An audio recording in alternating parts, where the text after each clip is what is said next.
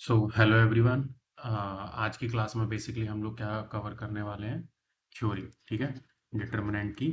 और next video में हम लोग क्या करेंगे, डिटर्मिनेंट के जितने भी पीवाईक्यूज आए हुए क्वेश्चन सीयूईटी के वो करेंगे। ठीक है, तो बेसिकली हम लोग जो डिटर्मिनेंट है वो किसके किन मैट्रिक्स के लिए डिस्कशन करते हैं। तो सबसे पहले मेन जो इम्पोर्टेंट चीज़ है वही मेंशन कर लेते हैं कि determinant means discuss about square matrix. ठीक है, ये रही मेरे पास इंपॉर्टेंट चीज। और स्क्वायर मैट्रिक्स में मुझे पता है क्या चीज कॉमन होती है, number of rows is equals to number of columns. ठीक है, देन और एक काम की चीज इंपॉर्टेंट लिख सकते हैं क्या, कि determinant denotes a value, okay, और एन एक्सप्रेशन। मैट्रिक्स क्या होता था, हम लोगों ने पढ़ा था कि एक अरेंजमेंट होता है। ठीक है, लेकिन डिटर्मिनेंट क्या होता है, एक वैल्यू होती है और कई बार ओपन करने पे किसी तरीके को कोई एक्सप्रेशन भी आ जाता है। ठीक है, तो 2x2 का, 3x3 का हम लोगों ने क्या है, डिटर्मिनेंट ओपन करना सीख रखा है। ठीक है, अब वो चीज़ तो हम लोग अब यहाँ पे नहीं, मतलब वापस से रिवाइज करेंगे। ठीक है, वो बहुत बेसिक है। ठीक है ना, लेकिन एक शॉर्ट ट्रिक और होती है 3x3 की, इसको हम लोग सारस रूल बोलते हैं। ठीक है, ये सिर्फ और सिर्फ किसके लिए वैलिड होती है, ओनली ऑर्डर 3। ठीक है, मतलब कि 3x3 के लिए। ठीक है, तो सपोज करो कि मेरे पास कोई एक मैट्रिक्स होगी A1 A2 A3 B1 B2 B3 C1 C2 और C। तो एक काम करता हूँ मैं, फिलहाल के लिए इसको अभी मैट्रिक्स ही बना देता हूँ। मान लो कि इस मैट्रिक्स का मुझे क्या निकालना है, ये रहा मेरे पास ए मैट्रिक्स। तो मुझे इस मैट्रिक्स का क्या निकालना है, डिटर्मिनेंट निकालना है। तो हमारे पास ट्रिक क्या होती है, सबसे पहले सारे एलिमेंट्स को एज इट इज क्या कर दो, लिख दो। B1 B2 B3 C1 C2 C3, और फिर से एक बार A1 A2 A3 B1 B2 और B3। ठीक है, सबसे पहले मैं क्या करने जा रहा हूं, ये क्रॉस। ठीक है, ये और ये। ठीक है, और इस वाले से मैं कर लेता हूं ये लास्ट से स्टार्ट, एक, फिर ये, और फिर ये। ठीक है, तो सबसे पहले मैं वैल्यू क्या लिखूंगा, मतलब कि सबसे पहले ये वाले A1 B2 C3, तो A1 into B2 into C3 plus B1 into C2 into A3 plus A1, sorry C1 A2। तो ये हो जाएगा मेरे पास C1 A2 और B3। ठीक है, ये हो गया ब्लैक जो क्रॉस किए थे। उसके बाद मुझे क्या लगाना है, माइनस साइन, और फिर ये वाले जो बाकी के जो मैंने क्रॉस किए हैं वो। तो यहां से कहीं से भी स्टार्ट कर दो, C1 B2 A3 plus A1 C2 B3 plus B1 A2 C3। ठीक है, तो ये क्या कहलाता है हमारे पास, सारस रूल। ठीक है, सिर्फ और सिर्फ 3x3 के लिए ये हमारे पास वैलिड होता है। ठीक है, तो ये मेरे पास क्या आ गई, बेसिकली वैल्यू किसकी, डिटर्मिनेंट की। उसके बाद नेक्स्ट टॉपिक हमारा स्टार्ट करते हैं क्या, माइनर। ठीक है, जल्दी से, कि व्हाट इज माइनर। जो मेन इंपॉर्टेंट चीजें हैं जो कि मतलब सबसे ज्यादा इंपॉर्टेंट रखती है सीयूईटी के लिए, हम लोग सिर्फ स्पेसिफिक वो चीजें कवर करने का ट्राई कर रहे हैं। ठीक है, तो सबसे पहले ये चीज समझते हैं कि माइनर मतलब हम लोग निकालते किसका है। ठीक है ना, तो माइनर हम लोग किसके निकालते हैं, एलिमेंट्स के। ठीक है ना, तो एलिमेंट का माइनर फाइंड आउट करते हैं। ठीक है,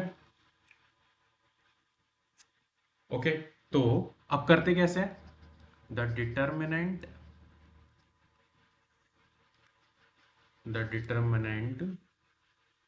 that is left by cancelling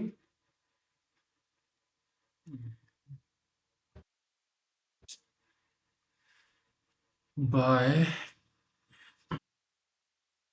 cancelling the row and column intersecting। ठीक है, मैं थोड़ा जल्दी जल्दी लिख रहा हूं ताकि बोरिंग ना हो, तो राइटिंग थोड़ी बहुत खराब हो सकती है। एट अ पर्टिकुलर, क्योंकि बहुत सारी प्रॉपर्टीज वगैरह है जिसमें हमें थोड़ी सी लाइंस लिखनी पड़ेंगी, तो थोड़ा सा डिटरमिनेंट में हमारे लिए लिखने वाला पार्ट थोड़ा सा ज़्यादा है, बट समझना बहुत इजी है। ठीक है, तो माइनर मेरा किसका निकल आएगा, उस एलिमेंट का। तो किसी भी एलिमेंट का जो जो एलिमेंट जिस रो और कॉलम में लाई कर रहा है, उस रो और कॉलम को मैं अगर कैंसिल कर दूं या डिलीट कर दूं, उसके बाद जो एलिमेंट्स बचते हैं, अगर मैं उनका डिटर्मिनेंट ले लूं, तो वो क्या होगा, माइनर होगा किसका, उस एलिमेंट का। And it is denoted by डिनोश, जो हम लोग डिनोट करते हैं ना, वो कई बार रिप्रेजेंटेशन चेंज हो जाता है। ठीक है ना, तो क्योंकि माइनर से एम आ रहा है, तो हमने इसको सिर्फ आई और जे तो ऐसे करके रिप्रेजेंट कर लिया। ठीक है, तो जैसे फॉर एग्जांपल बस एक का लिख लेते हैं, बाकी सबको पता है ऑलरेडी, सब पढ़ के आ चुके हो। ठीक है ना, तो मान लो कि डिटर्मिनेंट ये रहा मेरे पास, सेम A1 A2 A3, और ये हो गया B1 B2 B3, और इसको ले लेते हैं C1 C2 C3। ठीक है, तो सपोज करो कि मैं माइनर निकालना चाहता हूं इसका, तो मैं क्या करूंगा, ये जिस जिस देखो इस रो में, सेकंड रो में और सेकंड कॉलम में आ रहा है, तो मैं क्या करता हूं, इसको डिलीट करने के बाद बाकी जो बच गया, तो माइनर माइनर किसका निकलेगा, two two, second row second column. ठीक है, चाहो तो मैं ब्रैकेट में लिख सकता हूं B2 का माइनर निकाल रहा हूं। ठीक है, और वो क्या हो जाएगा, A1 C1 A3 और C3। बाकी इस 2x2 की मैट्रिक्स को हर कोई सॉल्व करना जानता है। ठीक है, तो ये हो गया मेरा क्या, B2 का, B2 वाला जो एलिमेंट था उसका क्या, माइनर। ठीक है, इसी कॉन्सेप्ट को हम लोग यूज करके क्या करते हैं, किसी भी मैट्रिक्स का डिटर्मिनेंट भी निकाल लेते हैं। ठीक है, जो कि बहुत इंपॉर्टेंट है। ये है पक्का यहां से सीओईटी की थ्योरी बेस्ड क्वेश्चन आने के लिए। ठीक है, तो हम लोग क्या करेंगे, using this concept the value of determinant can be. ठीक है, तो क्या क्या पॉसिबल हो सकते हैं, तो अगर मुझे किसी भी मैट्रिक्स का डिटरमिनेंट निकालना है, तो मैं क्या करूं, किसी भी रो को या किसी भी कॉलम के एलिमेंट्स को ले लूं। तो मान लो मैंने पहला रो और पहले कॉलम का A11 ले लिया, उसी से उसके माइनर को मल्टीप्लाई करूं, फिर अल्टरनेट साइन, फिर सेम उसी रो का सेकंड एलिमेंट ले लिया, उसी का माइनर, फिर प्लस थर्ड, उसी रो का थर्ड एलिमेंट ले लिया और उसका माइनस। ठीक है, कुछ भी कर सकता हूं, ऐसे ही मान लो कि मैं अगर सेकंड वाला ले लूं, तो -A21 M21, फिर +A22 M22 -A23 M23। Same हम लोग थर्ड रो में भी जाके ऐसे ट्राई कर सकते हैं, A31 M31 माइनस, इससे पहले लिख लेते हैं A32, और ये हो जाएगा +A33 और M33। तो मैंने बेसिकली क्या किया, यहाँ पे हुआ क्या, कि माइनर जो अभी हम लोगों ने पढ़ा ना, तो माइनर की हेल्प से, मान लो कि मैं अगर कोई भी एक रो ले लूं, उसके एलिमेंट्स और उनके माइनर का मल्टीप्लाई करके अगर मैं अल्टरनेट साइन को चेंज करता जाऊं, तो मुझे क्या मिल जाता है, डिटरमिनेंट। ठीक है, जैसे मैंने रो के लिए निकाला, वैसे ही हम लोग सारे कॉलम्स के लिए निकाल सकते हैं। तो ये सारे ऑप्शंस में आ सकते हैं और वो पूछ सकते हैं कि बताओ इनमें से कौन सा ऑप्शन डिटरमिनेंट को रिप्रेजेंट कर रहा होगा। ठीक है, याद होगा सबको, मतलब जब एनसीईआरटी में हम लोगों ने डिटरमिनेंट वगैरह ओपन करना सीखा होगा, तो हम लोग साइन लेते थे ना, plus minus plus minus plus minus plus minus plus. ध्यान से देखो तो ये साइन वहीं से साथ के साथ चलते आना, देखो plus minus plus minus plus minus plus minus minus. ठीक है, इसके बाद फिर एक छोटा सा अगेन कोफैक्टर, इसी के साथ हम लोग इसको खत्म कर लेते हैं, कुछ नया नहीं पढ़ना। ठीक है ना, बस ये एक रिलेशन है। ठीक है ना, तो कोई भी ये एक तरीके की सेपरेट क्वांटिटी नहीं है, ये माइनर से ही रिलेटेड होती है। ठीक है, तो सबसे काम की चीज क्या है, इट हैज नो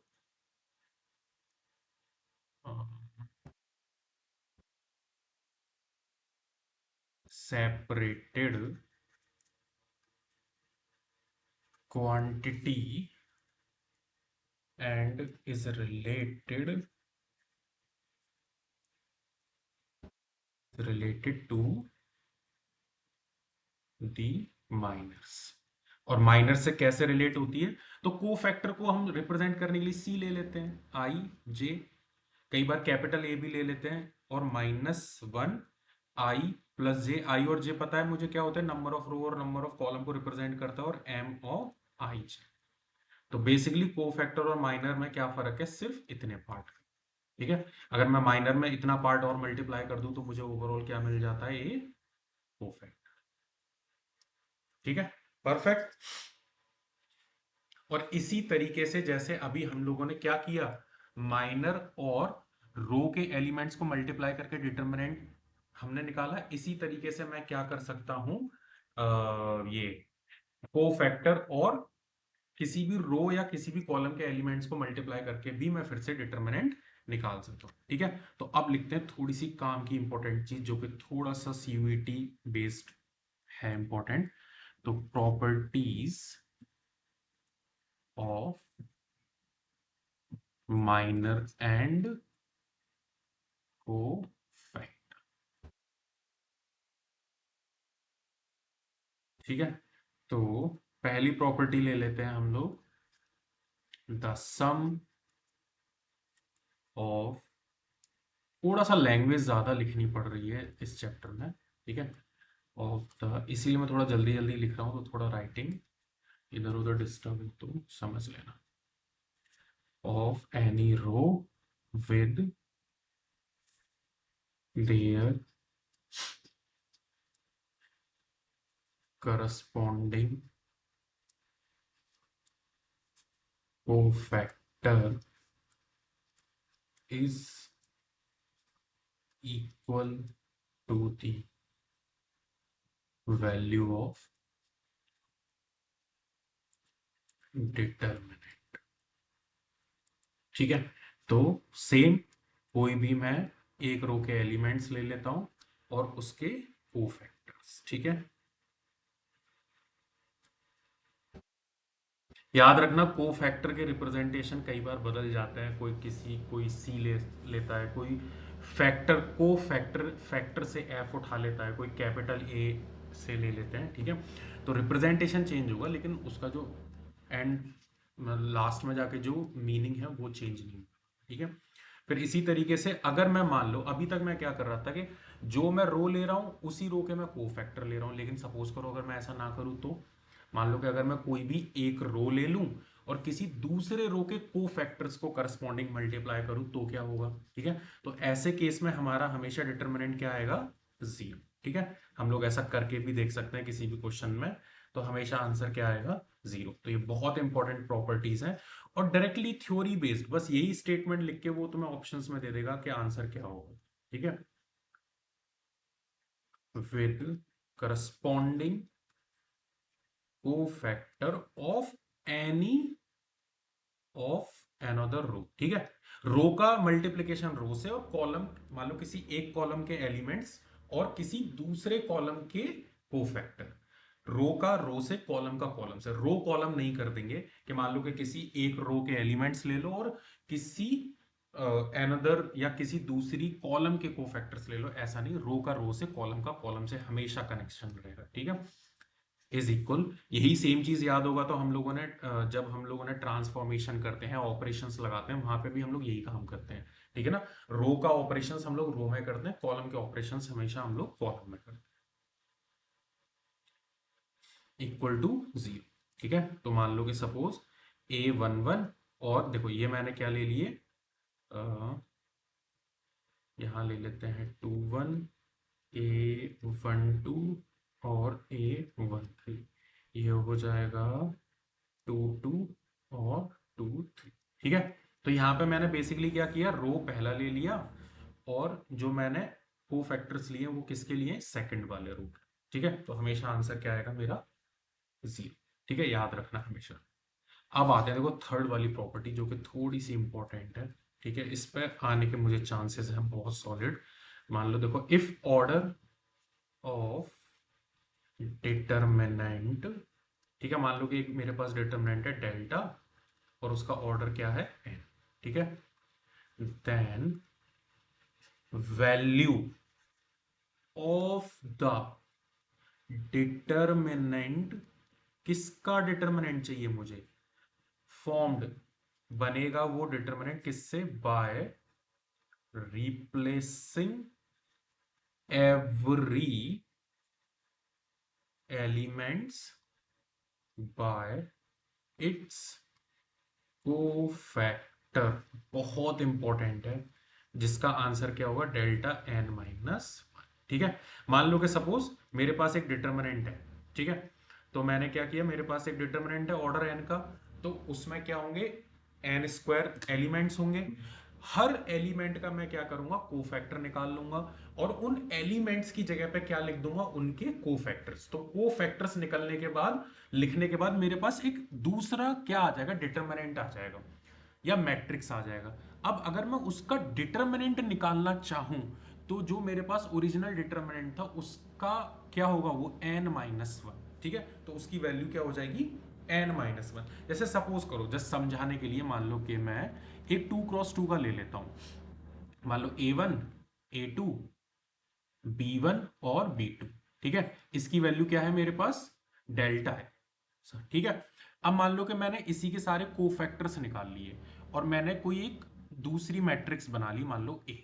तो मैंने कोफैक्टर बना लिया, मान लो कि C11 C12 C21 और C22। ठीक है, ये कोफैक्टर किसके हैं, इसका, ये इसका कोफैक्टर है, ये इसका कोफैक्टर है, ये इसका कोफैक्टर है और ये इसका कोफैक्टर है। ठीक है, और मैं अब इसका, इस मैट्रिक्स का क्या निकालना चाहता हूं, डिटरमिनेंट। तो मैं इसको सीधा इसी से रिलेट कर सकता हूं, क्या होगा इसका आंसर, डेल्टा एन की पावर वन। और क्योंकि ऑर्डर क्या है टू, तो टू माइनस वन, तो क्या हो जाएगा डेल्टा। मतलब कि जो इसका डिटरमिनेंट की वैल्यू होगी वही एक्चुअली में इनके कोफैक्टर को रिप्लेस करने के बाद भी जो डिटरमिनेंट बनेगा उसकी भी वैल्यू वही होगी। आया लॉजिक समझ में। ठीक है, कोई क्वेश्चन आएगा तो उसमें भी इसको भी अप्लाई करके देखेंगे। ठीक है, फिर आते हैं कुछ इंपॉर्टेंट प्रॉपर्टीज जिनके बेसिस पे हम लोग easily directly with in a 10 second 15 seconds के अंदर क्वेश्चंस को फिनिश कर सकते हैं। ठीक है, तो प्रॉपर्टीज ऑफ डिटर्मिनेंट, ठीक है, ऑलरेडी पढ़ी भी होंगी बट फिर भी एक बार सम अप कर लेते हैं, अगर इनमें से कुछ नहीं पढ़ी होंगी तो नोट डाउन कर लेना साथ में। ठीक है, तो जैसे आ जाते हैं कि value of a determinant remains unchanged if all rows and column are interchanged। ठीक है, तो मुझे पता है कि अगर मेरे पास कोई भी एक मैट्रिक्स है, अगर मैं उसके सारे रोज और कॉलम्स को क्या कर दूं, इंटरचेंज कर दूं, तो बेसिकली मैंने क्या ले लिया, ट्रांसपोज ले लिया। और ट्रांसपोज लेने के बाद भी अगर मैं डिटरमिनेंट निकालता हूं तो वही सेम डिटरमिनेंट आएगा जो पहले था। ठीक है ना, तो मान लो कि अगर मेरे पास कोई ए मैट्रिक्स है और उसका मैंने लिया ट्रांसपोज, तो दोनों का डिटरमिनेंट हमेशा क्या रहता है, सेम। ठीक है, बेसिक सा है बट पूछा जा सकता है बहुत ईजी। ठीक है, फिर मान लो कि इफ, अगर मान लो यहां तो मैंने सारे रोज को कॉलम में चेंज किया, लेकिन मान लो कि अगर मैं सिर्फ दो रो को चेंज करूं तो क्या फर्क पड़ेगा, चलो देख लेते हैं। तो इफ एनी टू रोज, अगर मैं एनी टू रोज की बात कर रहा हूं तो हमेशा याद रखना कि इसका मतलब मैं एनी टू कॉलम्स की भी बात कर रहा हूं। ठीक है, या तो मैं कोई दो कॉलम्स को चेंज करूं या मैं दो रोज को चेंज करूं। ठीक है, तो ये हमेशा दिमाग में याद रखना, अगर कहीं पे ऐसा नहीं लिख लिख पाया मैं, तो याद रखना कि जैसे दो रोज हैं वैसी दो कॉलम्स भी हैं। ठीक है, of a determinant be interchanged, then फिर क्या होगा, then the sign of value of determinant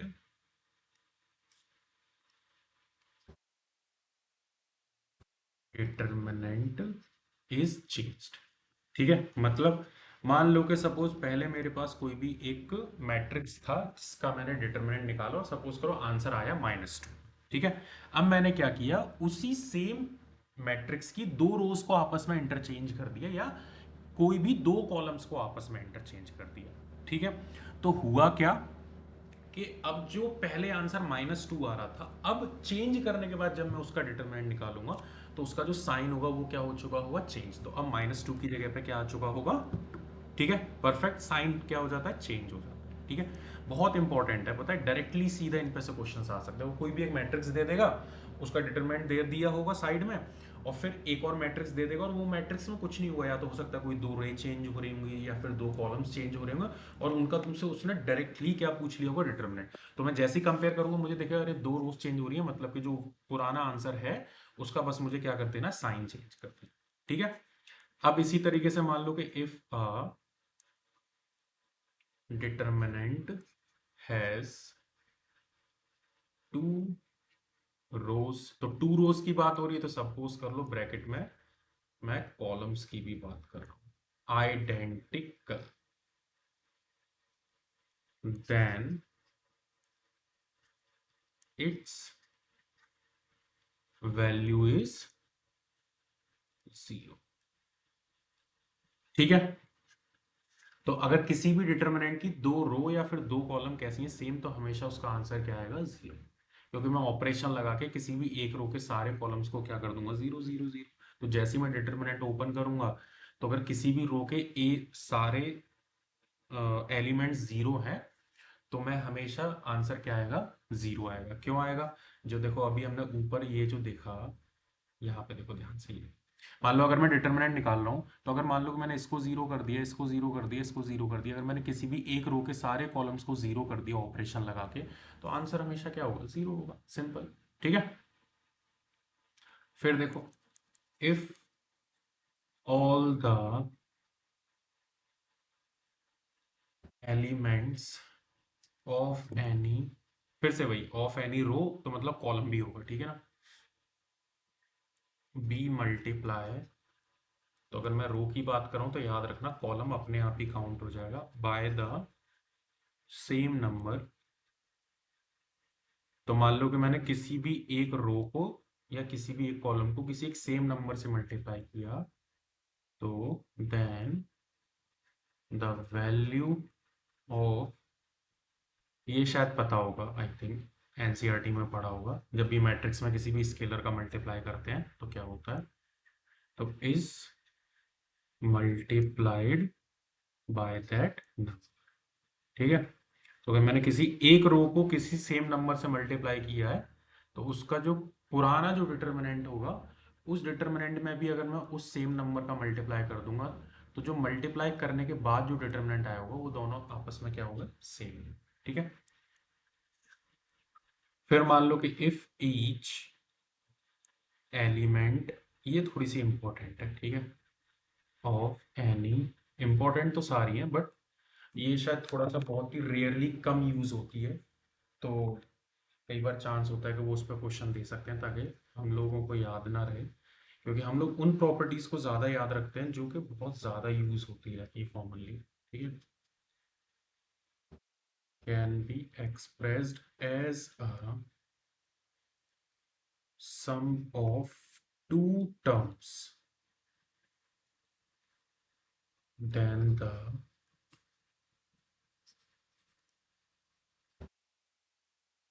determinant can be expressed as the sum of the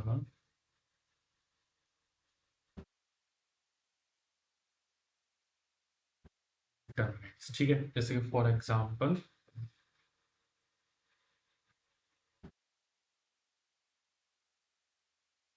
example मान लो कि अगर मेरे पास कोई भी एक डिटर्मिनेंट है a1 plus x1, a2 plus x2, और ये रहा मेरे पास b1 और ये रहा मेरे पास b2। ठीक है, तो मैंने क्या किया, कोई भी एक रो या फिर कोई भी एक कॉलम क्या है, मेरा एक्सप्रेस है as a sum of two terms. ठीक है, तो अगर मैं अपने इस वाले क्वेश्चन में ध्यान से देखता हूँ तो देखो, ये वाला जो कॉलम है, बेसिकली पहला वाला ये जो कॉलम है, ये पहला वाला ये जो कॉलम है, इस कॉलम में ये जो एलिमेंट्स है, ये क्या है, दो दो टर्म्स में एक्सप्रेस हो रखे हैं। तो मैं बेसिकली इसका क्या कर सकता हूँ, फिजन कर सकता हूँ, इसको अलग अलग ब्रेक कर सकता हूँ। ठीक है, ब्रेक कैसे करूंगा, एक में स्टार्टिंग वाले लिख दूंगा और ये हो जाएगा B1 और B2, और दूसरे में जो दूसरे वाले एलिमेंट्स थे, ठीक है, ये लिखने सिस्टमेटिक है, पहले पहले एक में और दूसरे दूसरे वाले सेकंड में। ऐसा ना हो कि एक मैट्रिक्स में ये वाला और ये वाला लिख देता हूँ और दूसरी मैट्रिक्स में ये वाले, फिर गड़बड़ हो जाएगा। ठीक है ना, उसी ऑर्डर में, ठीक है ना, उस ऑर्डर को चेंज नहीं करना है, ये। ठीक है, तो बेसिकली क्या होता है कि बाकी के सब कुछ सेम रहेंगे। जैसे कि मान लो कि ये वाला कॉलम चेंज हो गया दोनों में, पहला पहला, लेकिन सेकंड कॉलम मेरा हमेशा क्या रहेगा, सेम रहेगा। और अगर इधर से इधर आना हो तो इसको हम लोग क्या बोलते हैं, फ्यूज। ठीक है, ओके। और हाँ, एक और समझ सकते हो इसे, ऑपरेशन से रिलेटेड मैं थोड़ा सा याद दिला देता हूँ कि जब हम लोग बेसिकली ऑपरेशंस लगाते हैं, ठीक है ना, तो ऑपरेशन लगाते टाइम पे जब भी हम लोग क्या करते हैं, ऑपरेशन अप्लाई करते हैं, ठीक है ना, तो डिटर्मिनेंट की वैल्यू, डिटर्मिनेंट की जो हमारी वैल्यू है, यहां लिख सकते हो क्या, value of determinant not changed. लेकिन ऐसा हमेशा नहीं होता, ठीक है ना।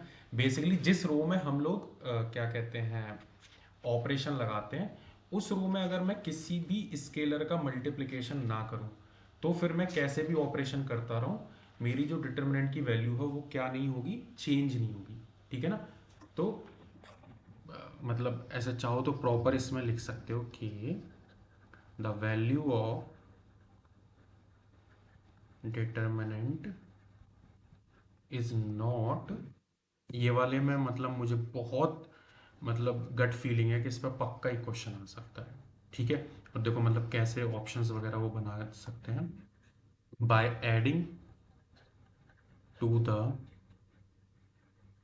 एलिमेंट्स ऑफ एनी रो और कॉलम, ठीक है, the same multiples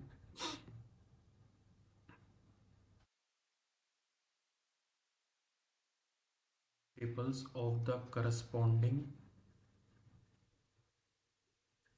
corresponding element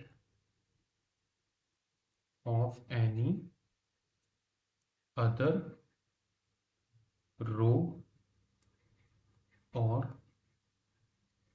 column respectively. ठीक है, तो जैसे सपोज करो कि कब कब नहीं चेंज होगा, मान लो कि जैसे सपोज करो मैंने अगर R1 में R1 plus 2 times of R2 भी कर दिया और उसके बाद भी अगर मैंने डिटर्मिनेंट निकाला तो मेरे डिटर्मिनेंट की वैल्यू नहीं चेंज होगी। मान लो कि अगर मैंने कॉलम 1 में column 1 minus 3 times of column 2 कर दिया, नहीं वैल्यू चेंज होगी।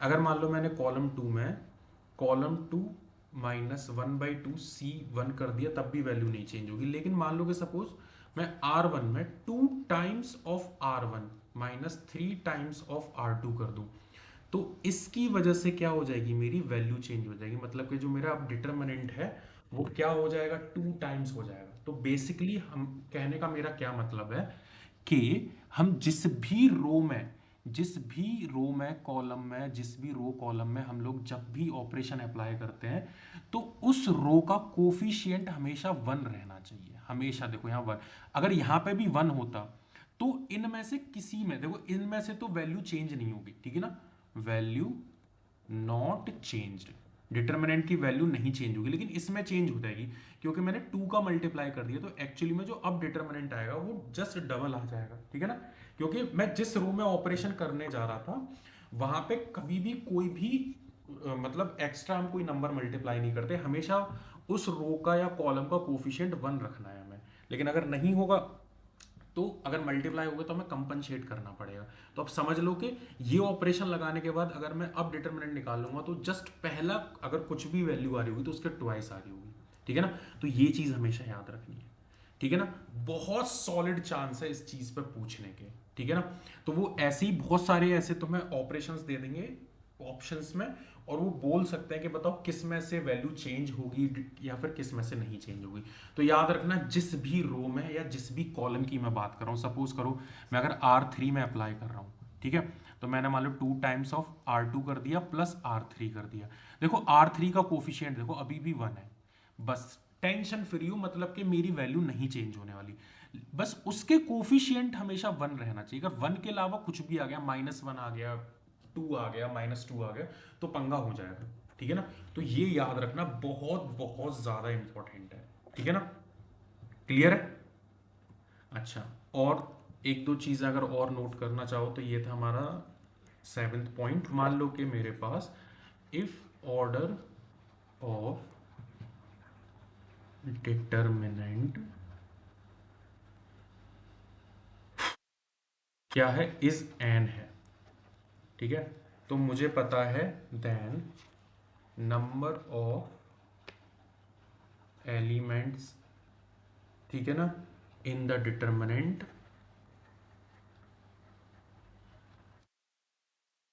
क्या होंगे मेरे एन स्क्वायर, ठीक है। ये तो वैसे एक तरीके से हम लोग मैट्रिक्स में कर भी चुके हैं, बट फिर भी ठीक है लिख लेते हैं। इसी तरीके से अगर मैं नंबर ऑफ माइनर निकालूं, ठीक है ना, और नंबर ऑफ को फैक्टर्स निकालूं, ठीक है, तो वो भी कितने होंगे। अगर मेरे पास कोई भी एन ऑर्डर का डिटरमिनेंट है तो मेरे पास नंबर ऑफ माइनर और नंबर ऑफ कोफैक्टर्स भी कितने होंगे, एन स्क्वायर होंगे, ठीक है ना। अगर क्या है मेरे पास एन ऑर्डर का क्या डिटरमिनेंट, क्लियर है। बहुत बेसिक है, बट देखोगे ना पी वाई क्यूज तो इतने इजी इजी होते हैं ना कुछ, कि इतनी छोटी छोटी चीज़ों से भी वो बना सकते हैं, ठीक है ना। तो ये चीज़ है, तो थोड़ा सा इसमें देखना है, ठीक है ना। इसके बाद अभी मतलब हम लोग नेक्स्ट वीडियो में कुछ या फिर एक काम करते हैं हम लोग स्टैंडर्ड कुछ हमारे पास डिटर्मिनेंट्स हैं जिनकी वैल्यूज को हम लोग डायरेक्टली याद रख लेते हैं, मतलब क्वेश्चंस में वो बहुत ही स्ट्रेट फॉरवर्ड यूज हो जाएंगे। और फिर उसके बाद हम लोग नेक्स्ट वीडियो में मल्टीप्लिकेशन ऑफ डिटर्मिनेंट हो गया, सिमेट्रिक स्क्यू सिमेट्रिक्स हो गए, ठीक है ना, और सिस्टम ऑफ इक्वेशंस को कैसे सॉल्व करते हैं। तो ये 3 टॉपिक हम लोग नेक्स्ट वाली वीडियो में कवर कर लेंगे।